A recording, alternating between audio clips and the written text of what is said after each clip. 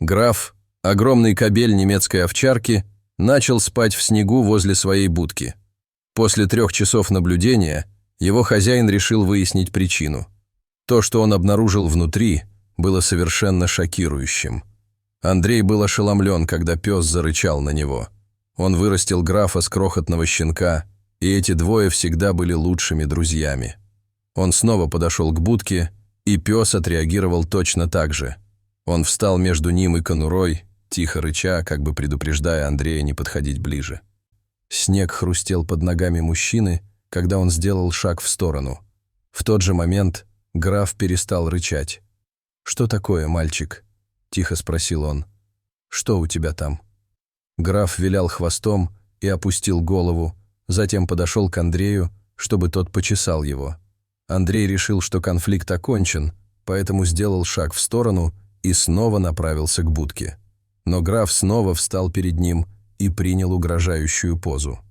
Андрей понял, что лучше оставить пса, так как то, что было в будке, явно важно для графа. Все началось летом предыдущего года.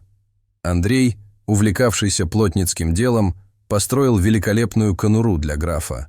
У нее был навес и достаточно много места внутри, чтобы укрыть собаку от снега, который, как ожидал Андрей, начнет идти в начале декабря. Так оно и произошло. В первых числах декабря температура упала, и выпал первый снег. Граф инстинктивно понял, что сооружение, построенное Андреем, предназначалось для него, и в считанные минуты превратил его в свою личную крепость. В тот вечер Андрей заглянул в щелку между шторами в своей спальне и увидел, что граф лежал на крыльце своей будки, положив голову на передние лапы, как будто он был на страже. Уже около часа шел легкий снег, и Андрей решил еще раз проверить собаку. Граф все еще был на крыльце своей конуры. На улице стоял сильный мороз, но он не сдвинулся с места. Это было действительно странно. Следующим утром Андрей снова вышел к будке.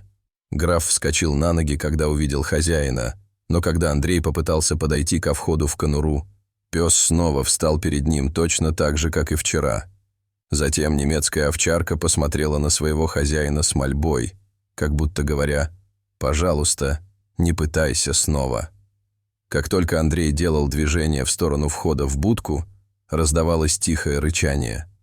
Собака пыталась не допустить Андрея посмотреть внутрь конуры. Мужчина был озадачен.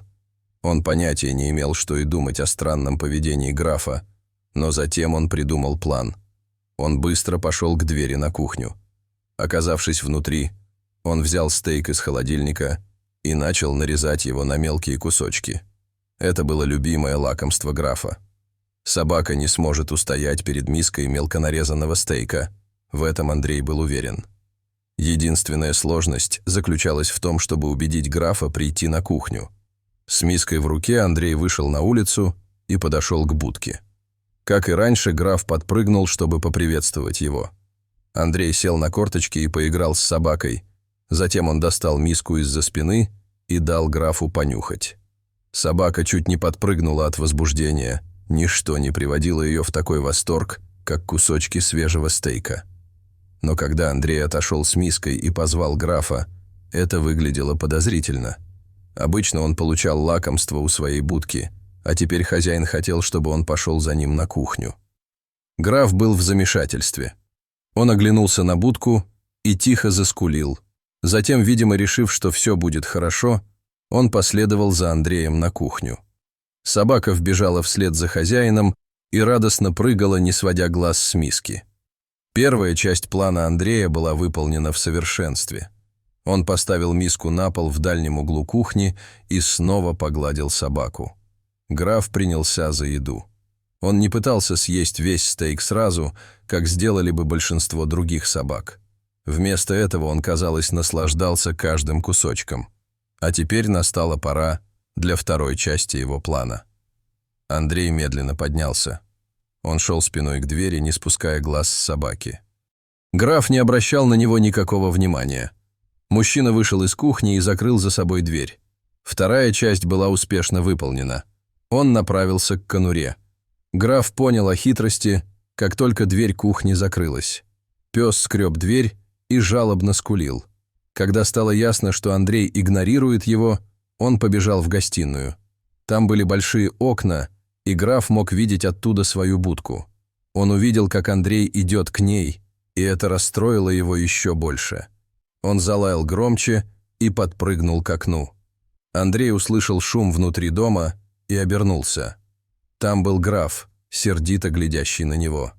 Андрею не понравилось, что ему пришлось заманить собаку в дом и запереть ее там.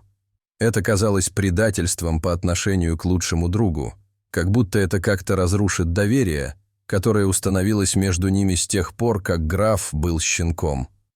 Но ему просто необходимо было увидеть, что граф охранял внутри своей будки. «Отчаянные ситуации требуют отчаянных мер», — решил он и двинулся дальше к будке. Когда он добрался до конуры, граф пришел в ярость. На несколько секунд Андрей был уверен, что граф разобьет стекло и выскочит. Гнев собаки, казалось, рос по мере приближения Андрея ко входу в будку. Мужчина опустился на колени и заглянул внутрь. Теперь он был совершенно беззащитен, потому что его голова и руки не могли одновременно пролезть через отверстие. Если кто-то внутри нападет на него, он будет совершенно беззащитен. Но любопытство взяло верх. Как только его глаза привыкли к темноте внутри, он пришел в шок. Внутри был енот. На мгновение Андрей растерялся.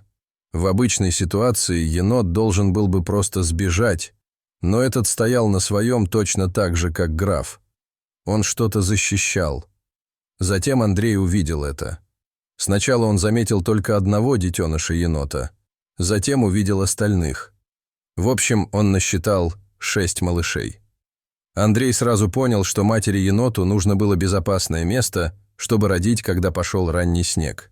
И, будучи джентльменом, граф пожертвовал своим домом ради нее, а затем стал охранять. Андрей не мог не улыбнуться, поняв, что граф, верный и добрый пес, принес огромную жертву ради матери-енота и ее детенышей. Он поделился своим пространством и стал их защитником даже против своего хозяина.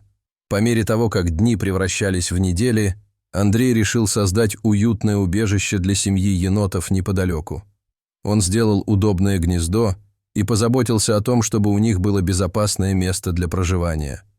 Граф, понимая ситуацию, вернул себе свою конуру, но всегда бдительно следил за ними, готовый всегда поделиться убежищем. Дорогие зрители, а вы когда-нибудь видели, как животные разных видов заботились друг о друге? Расскажите, пожалуйста, в комментариях. А если вам понравилось это видео, то ставьте лайк и подписывайтесь на наш канал. До свидания.